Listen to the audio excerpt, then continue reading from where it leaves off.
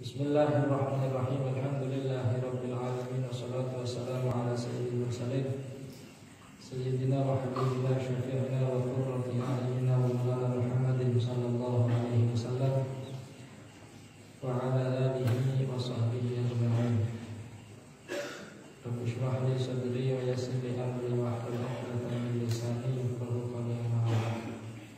Qala al-mu'allif rahimahullahu ta'ala wa nafa'ana bihi wa bi'ulumihi fid dharain amin.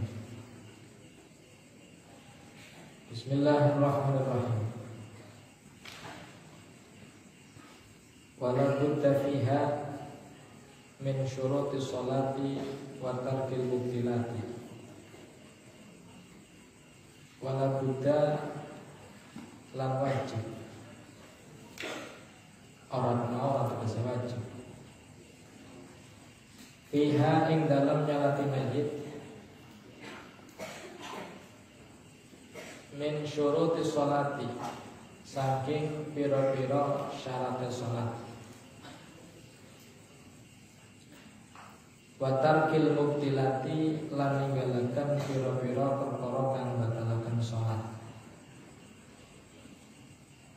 Artinya meskipun praktek sholat mayit tidak seperti sholat biasa, tanpa rukuk, tanpa i'tidal, tanpa sujud, tanpa julus, hanya berdiri dengan 4 takbirat, 4 takbir, tapi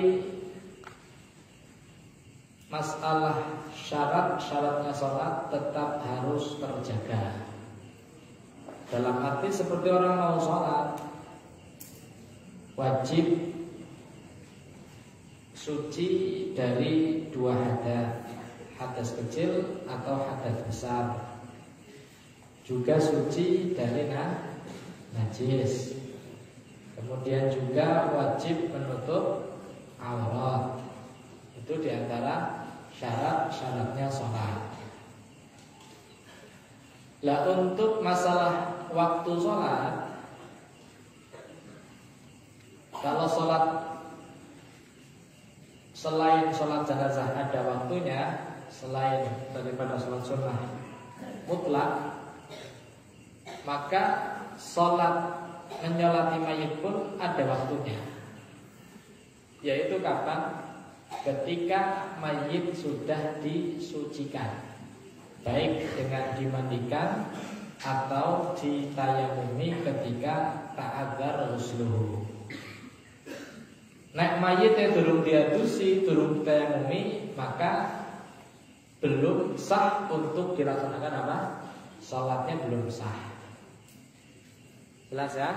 Jadi termasuk itu. Artinya harus sudah suci dulu, dimandikan atau ditayamumi. Ini sebabnya ketika udzur untuk dimandikan. Wa tarkil mubtilati, dan meninggalkan hal-hal yang membatalkan sholat. Omong-omongan, harokah yang 3 harokah yang mutawaliyah, makan sesuatu, walhasil terbukanya aurat, itu semua hal-hal yang membatalkan apa? Sholat. Berlaku juga di dalam mensolati apa? Jenazah. Jelas ya? Alhasil semua syarat-syarat sholat, semua syarat sholat berlaku juga di dalam mensolati jenazah. Buniku hal-hal yang terkait kalipun sholat alal mayyit atau sholat jenazah. Ini pun perlu terangkan napa namine sunnah-sunnahipun diantarane nek nyolati mayit lanang sirahe sebelah ngendi? Kidul ya.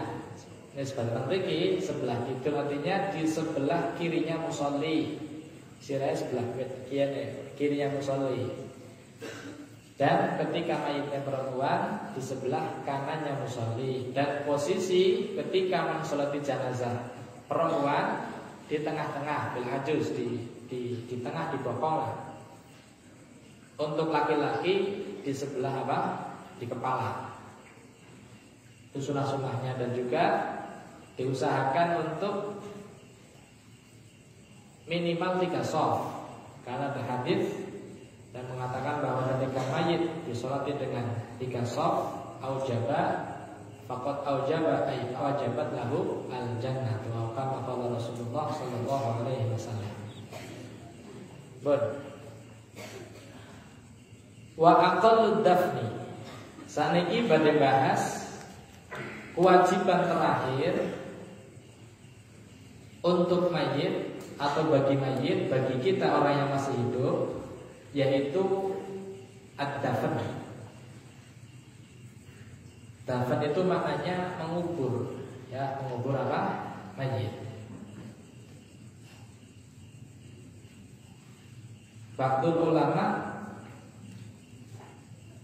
mengatakan bahwa kewajiban kepada mayit bukan hanya 4, bukan hanya memandikan, mengkafani, mengsolati, mengubur, tapi ada hal lain yang kelima, yaitu menggotong, menggawa. Ya, jadi kayak ada orang wajib, tapi tetap wajib, hukumnya wajib.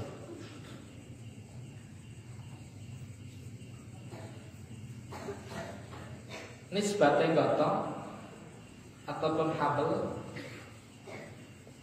ada satu hadis dari Rasulullah Sallallahu Alaihi Wasallam tentang keistimewaan orang yang mau tasyik, yang mau apa istilahnya ya, ikut jenazah dari mulai memandikan sampai mengubur.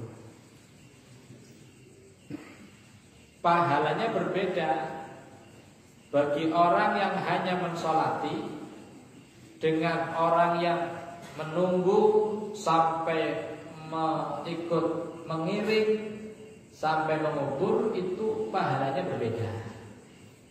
Dalam hadis dikatakan apa? Kalau hanya mensolati maka dapat 1 qirot saja, pahalanya 1 qirot. Tapi ketika mau menunggu sampai dikubur dapat 2 qirot. Itu pahala ya, istilah timbangan pahalanya beda. Tetap akeh wong sing. Makanya kalau tasyik diusahakan sempurna, dari mulai mensolati, mengiring sampai mengubur sampai selesai. Jelas ya? Itu hal yang sempurna supaya mendapatkan qirotain atau 2 qirot daripada pahala dari Allah Subhanahu wa taala.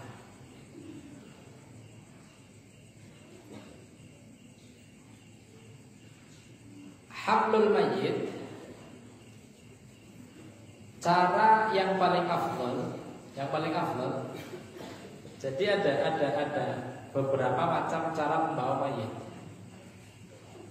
Yang paling afdal sebenarnya bagian kepalanya mayit 1 orang saja. Jadi wong siji gawane kados niki. Niku sing afdal daripada tarbih. Tarbih itu dari wong 4. Jadi ngarep siji, mburi loro. Niku sing paling afdal. Jelas nggih? Kecuali mayite abot, maka tambahi mboten napa-napa. Tapi nek mayite biasa afdale sing ngarep niku gawane kan sekaten. Di tengah-tengah seperti ini. Dan kepalanya posisi depan nggih. Gawa mayit itu kepala posisi depan, bukan di belakang, di depan. Sing mlaku, meskipun bukan ke arah kiblat. Iki kan sekaten. Mburi loro. Ada juga istilah tarbih niku nggawa mayit ya sing enten saniki. Masing-masing niki yang setunggal. Jadi apa namanya? 4 orang mubeng nggih, 4 ngarep loro mburi loro niku namanya tarbih. Afdal niku sing ngarepe siji. Mburi loro niku afdal. Dan kalau bisa yang mengiring jenazah itu depan bukan di belakang. Sunah ini ku tengah jeng, yang ngarepe mayit. Ya orang ngamburi itu sunah. Tapi kadang-kadang mayit lakonnya kebanter sing gawa mayit. Akhirnya ketinggalan, akhirnya wis mayit itu sampai kuburan sing ngiring lebih ning mburi lebih ngikuti. Sebenarnya afdal itu tengah jeng afdalnya. Oke. Terus masalah ketika bawa mayit, apakah apik menang apa pikir? Ana sing ngomong menang luwih apik. mengingat bahwa kita semua kan seperti ini gitu. Ada yang mengatakan zikir lebih apik daripada pada ngomong sing orang genah, ngomong gunung sing orang genah, suka zikir. Alal khilaf. Wa aqallu dafni utawi luwih sithik-sithike ngubur mayit dalam arti kewajiban yang paling akal iku hufratun iku sak luangan ya, hufrah iku luangan tak tumbuh kang bisa apa ngumpetaken atau nyimpen ngumpetaken apa hufrah raihatahu ing ambune mayit wa tahrisu lan jaga apa hufrah hu ing mayit minas sibai saking hewan galak. Artinya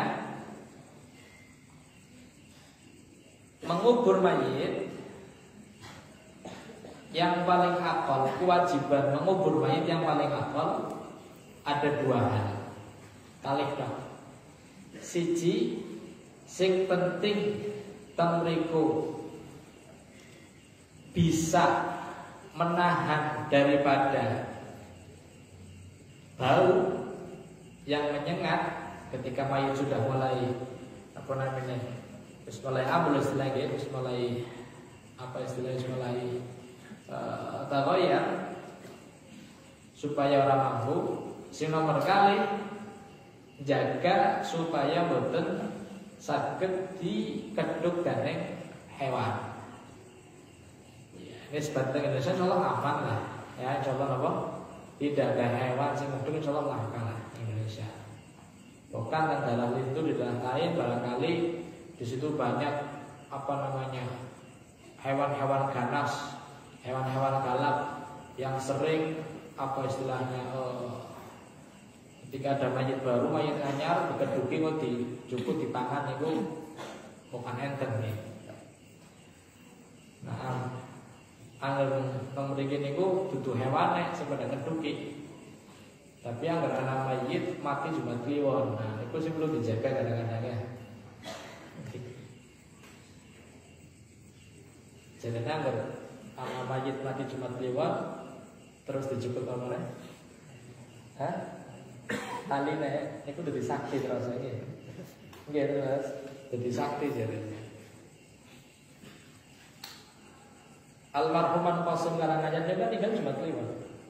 Niku tinggal Jumat Kliwon. Wis wonge sakti jaduk ninggal Jumat Kliwon. Akhirnya karena mitosnya jeragen, apane Man Qasim jaduk, otomatis kan diincer morine iki. Akhirnya anaknya niku curhat kalau mandiin mari kuburan panjaga jenenge bukan ana sing ngeduk ana sing ngincer. Ente lagi ning dia. Siap-siap mari kuburan Beb. Siapa apa? Panjaga bapane ana sing ngeduk koyo ngene. Dilalah waktu niku malam satunya udan. Udan gede. Baru udan gede. Udan sios. Pertama ini kan hama orang sida Beb. Bapaknya sudah jaga derek jadi. Ya, kalau semua itu dibupak sama bapaknya ngene. Jadi karena jaduk sih, insyaallah jaga derek lah. Jadi ada mitos seperti itu jadi ya. Jadi duduk jaga sing apa hewan buas tapi dari tangan manusia jahil ya. Itu tuh segede bawah malah ada manusia kan ya. Bilang akal ini. Jadi akal lo dah niku kalih. Sing pertama bisa jaga dari bau yang menyengat dari mayit. Yang kedua bisa menjaga daripada apa? Hewan buas, hewan sing galak. Nisbate jaga raihai mayit karena nanti ketika bau menyengat menjadikan orang yang masih hidup napa nggih lima pilar ya. Nisbate dikeduk hewan buas minyak syiha maka hadkan lehor matil mayit pelas ya, nama mayit kok dipangan dan hewan galak. Niku akal lagi. Artinya yang penting Jadi seumpama hanya dikubur setengah meter hanya sepinggang mawon, kira-kira bisa nahan mambune apa ora? Nek bisa nahan ambune ora metu cukup mboten napa-napa. Yang kedua, nisbatan mriki aman daripada hayawan apa? Hayawan buas aman. Jadi setengah meter pun sudah akon wis cukup. Nggih. Kadang-kadang kuburan hanya seperti itu, ya. Tapi kan pun aman, artinya wis dipendem ya wis orang bakal mampu istilah ketika mayat berubah orang bakal apa? Mampu maring jawab mboten bakal. Ya wis cukup ini. Cuman enten tingkah sing sempurna atau tingkah yang akmal.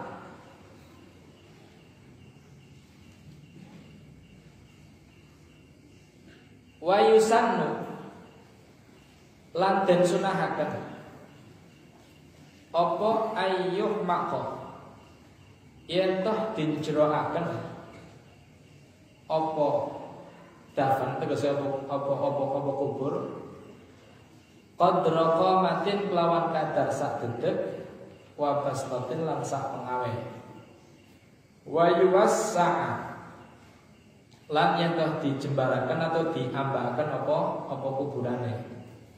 Artinya kalau tadi nisbate akal yang paling sedikit sing nyukupi lah wis cukup. Dalam arti wis cukup wis gugur kewajibannya. Sing penting bisa jaga sing kalih wau niku. Tapi ada yang paling akmal atau yang sempurna ketika mengubur mayit, yaitu seperti apa? Disunahkan ngubur mayit nek bisa jerone niku sak detik sak pengawe. Jadi nisbate wong sing muqtadilal qamah, wong sing dhuwur sedengan, dudu wong sing ndang nemen, dudu wong sing dhuwur nemen, sing muqtadil lah tidak, sing sedengan. Sekiranya ketika mlebu luangan niku sak mriki. Jadi kan jero. Jadi ngadeg tangane ngawe. Jadi nisbatnya kurang lebih 2 meter lah. Wong kula niki 170-an, artinya bener 2 meter kira-kira. Niku afdal atau sunnah yang paling apa? Yang paling afdal. Dan juga diwasa ada kesempitan diambani, ya, diambani. Sekiranya nek mayit lebet niku ning jerone ana wong sing nampani, ana wong sing napa namine sing anu boten pati sesek ya, ora angel. Boten angel lah diambani. Ya teman-teman juga kan ningali halul mayit atau hayatil mayit ya. Ana mayit sing gering, ana mayit sing lemu, ana mayit sing pendek, ana mayit sing dawan ya kan. Mulane kan ada orang mati kan diukur ya, diukur supaya orang-orang kesesekan. Dalam awake juga. Awake cilik ya wis cukup kira-kira sing mlebu wis bisa nampani, bisa nglebokna, ya wis cukup. Lah juga untuk masalah kaifiyatud dafni, ya kan tahu sing paling afdal nggih. Jadi sing paling afdal bukan hanya menjaga dari raihatul mayyit yang nanti keluar, baunya mayit yang menyengat yang bisa menjadikan orang yang masih hidup itu istilahnya merasa kilara, dan juga tahris minas siba atau anisiba. Afdale diambaaken, dijembaraken, tur didhuwuraken sampai kadar qamah obastah, sak detik sak pengawe. Lah ada istilah lahat, ada istilah asyab. Ainal afdal. Jadi ngubur mayat niku ana kae lahat. Lahat niku gawe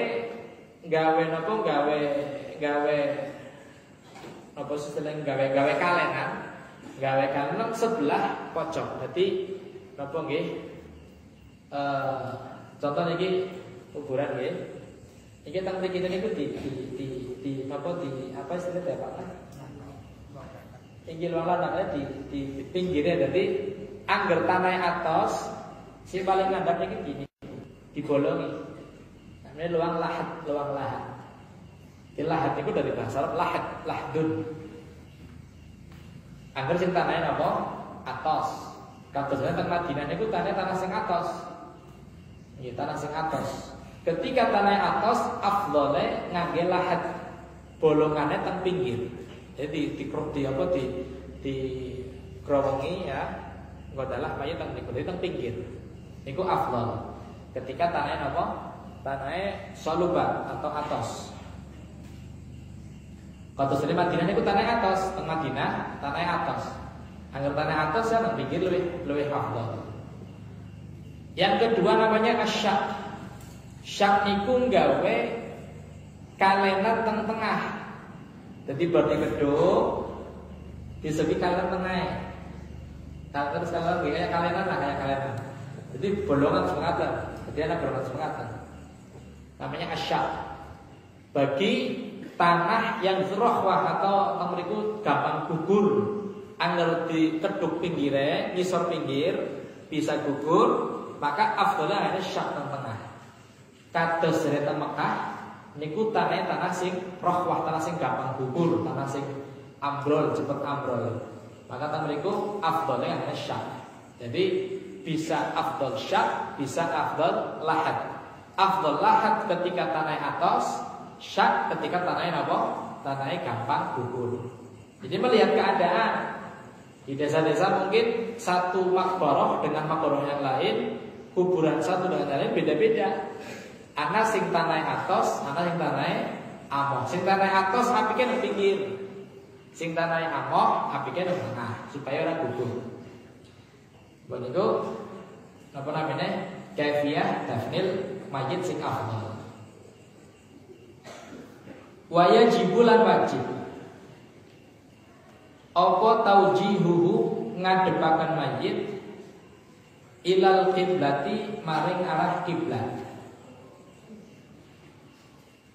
Wajib hukumnya wajib ngadepaken mayit maring arah apa? Arah kiblat. Sing penting arah kiblat. Ana dene sirahe nang lor atau nang kidul niku hanya ke afdaliyahan mawon. Apike ya sirahe nang sebelah lor. Jadi jambune pinggangnya sebelah kanan sing kanggo ditumpangi. Jadi itu sebab pentingnya madhepe ngalor ngidul lah sirahe nang lor. Tapi tidak menafikan seumpama napa nyong pengen dong mati kuburannya dari sebelah kidul mboten napa-napa dan ditunaikan wasiatnya. Lah nggih seumpama sing penting madhepe napa? Cuman khilaful aula mawon, khilaful aula. Sing penting madhep kiblat, tapi afdhale madhepe cara iki sirah sebelah lor. Berarti sing diiringaken iku sebelah kanan semekaten. Jadi wajib dihadapkan maring napa? Maring kiblat.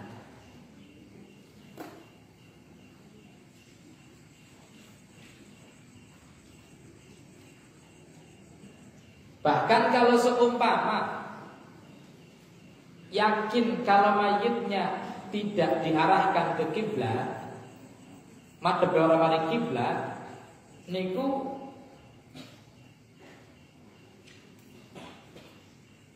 dikeduk, ya dikeduk kanggo napa? Kanggo diarahkan maring pundi? Maring kiblat. Seumpama yakin bahwa mayit kesumbang ngata-ngata gelalek istilqa ngata-ngata atau mungkin kemurep atau mungkin pada maring nyata, maka beriku wajib kanggo dinapa di beduk kanggo diarep maring kiblat. Nggih, mangga temriken pinten-pinten halal, pinten-pinten apa namanya tingkah temriku wajib ngeduk mayit malih. Ya yajibu fi halatin katsiratin. Di antaranya adalah litaujihil kiblat ai idza dufina ghairu wajhil kiblat. Jadi seumpama namanya kok dikubur orang pada maring kiblat, keduk maning kanggo diadepna maring pundi? Maring kiblat. Cuman kan kadang-kadang terus fitnah. Ya, terus apa? Fitnah. Niku fitnah sing gede fitnah ya. Anak mayit diwadahi peti. Kan kita syak kiblat apa orang? Minah mangke. Amane ku sumpah ambulan. Dalane angel. Apa yakin mayite sebelik terus? Minah mangke. Sampai di tempat orang-orang dibener tadi tapi langsung mlebok nang maring luwang belum wis selesai. Lah kira-kira mayite madhepe paling pundi?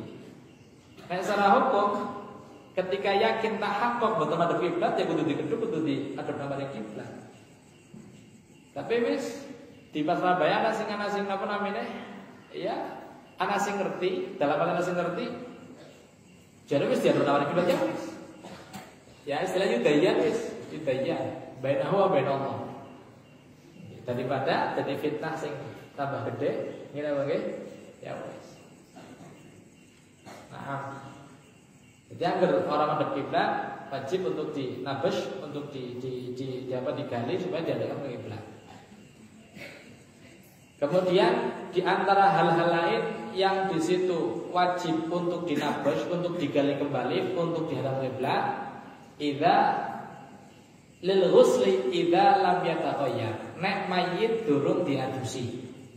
Mayit durung diadusi atau durung ditayamumi nisbate mayitnya orang bisa diadusi. Nah, memang betul diadusi, tahakkuk diyakinkan belum dimandikan atau belum ditayamumi, maka tentu wajib untuk digali kembali dan dimandikan supaya sah mensolatinya. Nah, sedikit durung diadusi disolati betul sah nyolatinya. Berarti ada dua kewajiban yang ditinggalkan, yang ngadusi ya nyolati. Jelas nggih? Nah, jadi dadu fi nabituni ghuslin, maka wajib untuk digali kembali untuk dimandikan. Litasi hasolah alaihi. Nek seumpama diadusi nanti ya, dikafani ya, cuma belum disolati. Kalau belum disolati, wis dikubur, cukup mensolati di atas kuburan. Paham ya? Artinya sholat di atas kuburan atau sholat ghaib sekalipun sudah menggugurkan kewajiban mensolati mayit. Jelas? Tidak perlu digali untuk disolati, tidak perlu. Tapi taklif bagi orang sekitar situ, kefarduan kifayah menjadikan orang di situ dosa semua, dosa kabeh. Saya sebut lagi, beda nggih. Jadi ini sebatnya nyolati teng dhuwure kuburan pun nyukupi. Dari mana sholat mayit. Tapi apa? Orang perlu dikedhep malih mboten perlu. Tapi wong-wong sing pada orang pada nyolati langsung dikubur mawon dosa kabeh. Karena niku fardhu napa? Fardhu kifayah. Enggak perlu digali untuk disolati, enggak perlu. Nah, jadi diadusi, kanggo durung diadusi atau orang diadep namanya kiblat, niku wajib dikedhep malih kanggo diadusi, kanggo disolati. Juga termasuk diantaranya, yang wajib untuk digali kembali ketika seumpama dikubur di tanah ghosoban, tanah ghosob, tanah wong liya, ora pamitan langsung dikubur bae teng mriku. Lalu sing duwe tanah niku ora ngerti, mboten ngertos, bisa dikubur tanah nyok, niku bone nyok. Ketika pemilik tanahnya itu menuntut, maka wajib digali untuk dipindah. Jelas ya? Ketika dikubur di tanah apa? Ghosoban. Atau dikubur dengan pakaian ghosoban. Kafan yang dibuat untuk makanan mayit itu ghosoban, wajib digali kembali. Ketika orang yang pemiliknya menuntut gak mau diganti rugi. Seumpama sing duwe tanah niku atau sing duwe pakaian niku ngampura, ya wis boten usah, boten asal digedhuk. Atau disebutnya anak sing gelap wis sampean lagine pira regane tak bayar ke. Pakai sing wis dibayar wis ora usah di dalam ridhonya ora ikhlas ya wis boten apa-apa. Angger ora nuntut ora tapi angger nuntut wajib untuk digali kembali. Nggih. Atau ketika nopo anak mayit wadon lagi dalam keadaan meteng, dikubur karo janine, dan dimungkinkan janin itu masih hidup, ya bisa tahu janin masih hidup atau sudah mati, ya lewat ahli khibrah, orang yang lebih tahu, yang bab sepengetahuan, ya dalam hal ini dokter lah. Dokter lebih tahu. Ketika dokter mengatakan bahwa bayi masih diberikan hidup, bisa untuk dibelah, untuk diangkat, untuk dilahirkan, maka tamriku wajib digedhuk kanggo diselamatkan bayi ini. Kalau semua jadi dokter, makanya gini, ketika ada mayit wanita yang sedang hamil, ditingali janin iku rujia apa rujia hayatun apa? Artinya ada harapan hidup apa enggak? Kalau seumpama Jadi dokter kita wis mati ya wis digulput napa-napa. Tapi kalau ada harapan, maka ditunggu aja dikubur ning ditunggu. Bukan ternyata esi bisa urip. Ditunggu dulu. Ternyata mati ya wis dikubur bareng. Tapi kalau ternyata masih hidup, maka napa namanya dilahirkan dilahirkan gitu. Syukur jaufuha dioperasi lah dengan sesar. Oh, jadi diambil sih, jadi diambil. Dikatah gini kok kata. Atau malah temen napa? Temen ketika mayit lagi bar mati napa namanya ngelek hartane wong liya sumpah ida tala akalan di ghairi yang mayit ya dikut mutiara atau kan delek. Barang delek mati aja dikubur. Lah sing duwe hartane ku nuntut, maka wajib untuk digali untuk di napa namanya jobe dioperasi dibelah. Lalu diambil namanya hartane sih wong sing duweni iku malike. Kecuali si malike yasmah lahu artinya apa? Memaafkan. Salah apa wis. Iku betul apa? Jelas ya? Itu hal-hal yang terkait kalian apa? Kalian ngubur mayit. Lah kemudian juga sing perlu diperhatikan ketika ngubur mayit ini kan enten apa namanya enten masyru'iyah kangge napa diadani. Meskipun ada beberapa ulama yang mengatakan tidak perlu diadani. Kalaupun diadani, itu adane lirian. Orang seru-seru buat Allah buat seru-seru. Namanya gopek buat lirian ada lirian. Tengku pengen majid bawah. Allah Akbar. Allah seru-seru orang. Paham ya? Jadi dari lirian. Nah, jadi nisbatnya ditafa'uli lagi metu nang dunya sunnah diadani. Lagi lahir kan diadani, ya. Ketika meninggal pun, ya ketika akan dilepas dari dunia ini pun diadani. Ini aku tahu harus berkata. Mulane lagi lahir, bapak sing ngadani, ketika bapaknya mati, bapak yang sing ngadani sudah, ya semangat.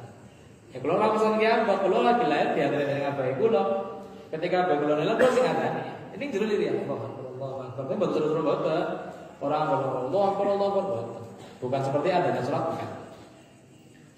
Ini hal-hal yang terakhir kalian apa? Kalian dafnul mayyit. Dan apa namanya?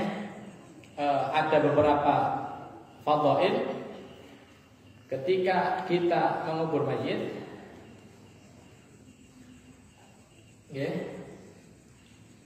Ketika selesai mengubur, ampun langsung bubar langsung ampun. Jadi disunahkan yundab lahu disunahkan kanggo wong sing pada melu kubur untuk diam sejenak mendoakan mayit, nggih, dengan meminta kepada Allah untuk tasbitul iman.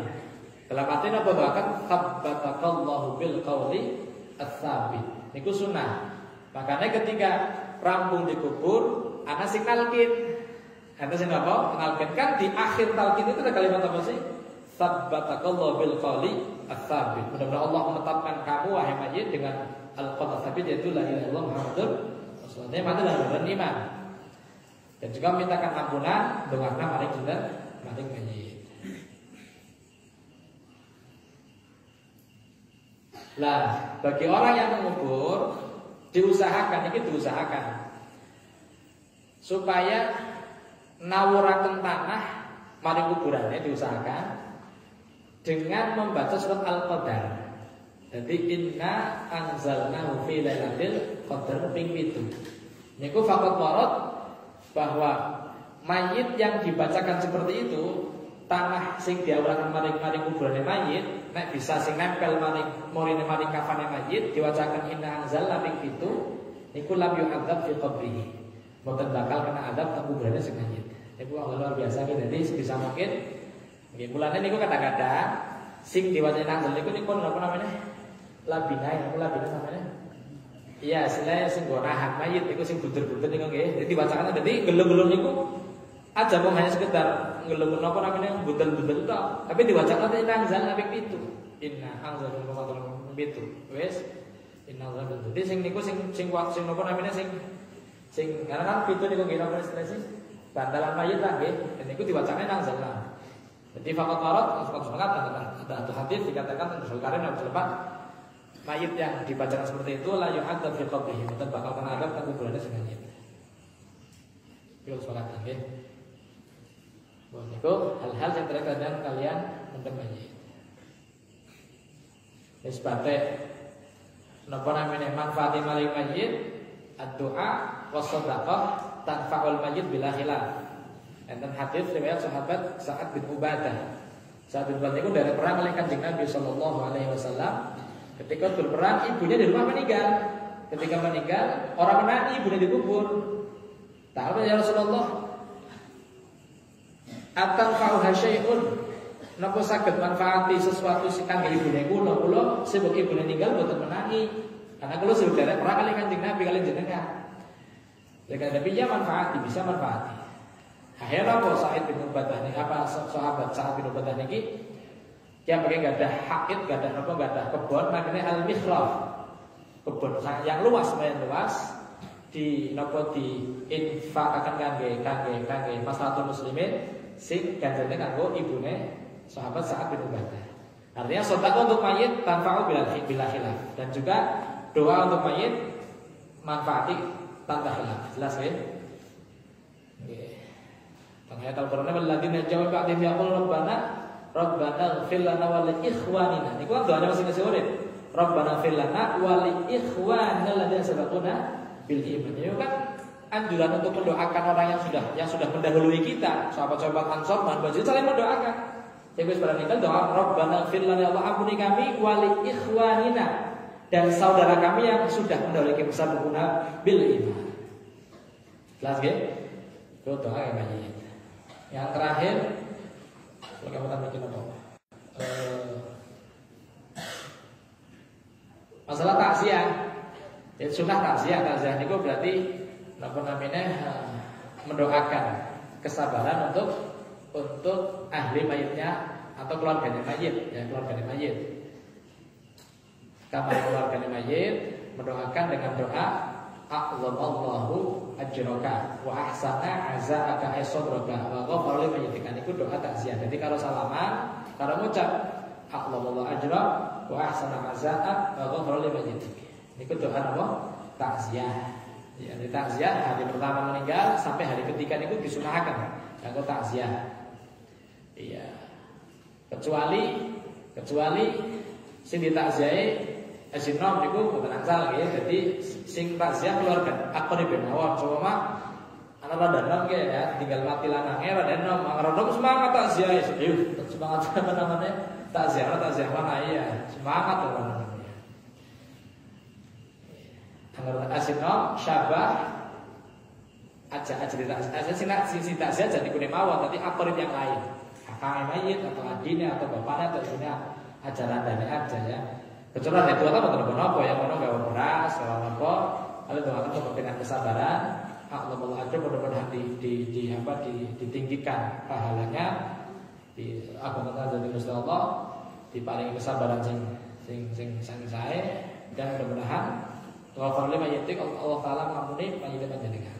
Iku napa? At-ta'ziyah. Sunah nggih, hukumnya sunah ta'ziyah. Ampun.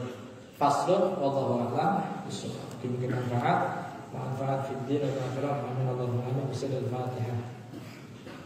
Bismillahirrahmanirrahim. Alhamdulillahirabbil alamin. Arrahmanirrahim. Maliki yaumiddin. Iyyaka na'budu wa iyyaka nasta'in. Ihdinas siratal mustaqim. Shiratal ladzina an'amta 'alaihim ghairil maghdubi 'alaihim waladdallin. Assalamualaikum warahmatullahi wabarakatuh.